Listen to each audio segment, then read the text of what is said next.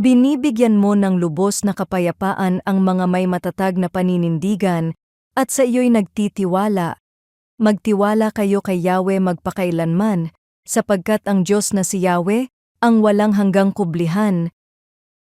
Hindi lahat ng laban ay nakikita. May mga digmaang walang ingay. Ngunit doon tayo pinakamabilis mapagod. Sa loob lamang ng ilang minuto, kayang dalhin tayo ng isip sa mga pangyayaring hindi pa naman nangyayari, mga pangambang walang katiyakan at mga tanong na wala pang sagot. Minsan, ang pinakamabigat nating pasan ay hindi ang kasalukuyan, kundi ang hinaharap na tayo mismo ang bumubuo sa ating isip. Isang guro ang tahimik na naghahanda ng kanyang mga gamit para sa susunod na araw. Habang sinusuri niya ang kanyang mga lesson materials, bigla niyang naisip ang mga gastusin, ang kalagayan ng kanyang pamilya, at ang mga bagay na hindi niya kayang kontrolin. Nang gabing iyon, wala namang nagbago sa kanyang sitwasyon. Ang nagbago lamang ay ang direksyon ng kanyang isip.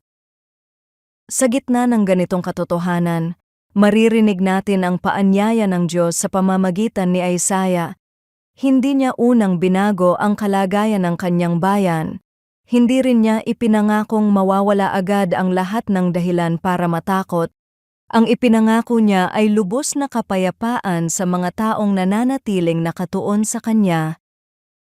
Marahil iyon ang dahilan kung bakit ang kapayapaan ay hindi nagsisimula sa pagbabago ng ating sitwasyon, kundi sa pagbabago ng ating pinagtutuunan.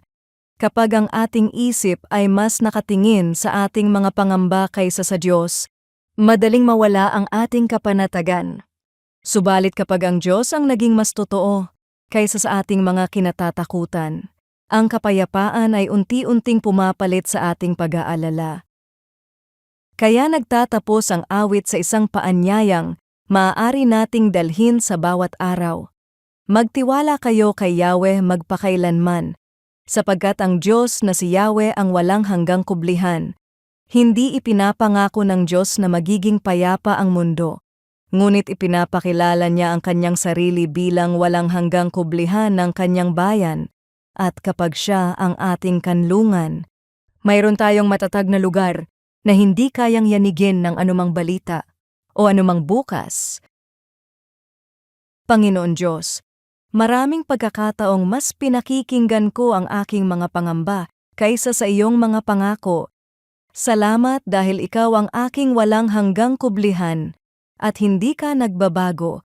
Turuan mo akong ituon ang aking isip sa iyo araw-araw upang sa gitna ng magulong mundo ay maranasan ko ang kapayapaang ikaw lamang ang makapagbibigay.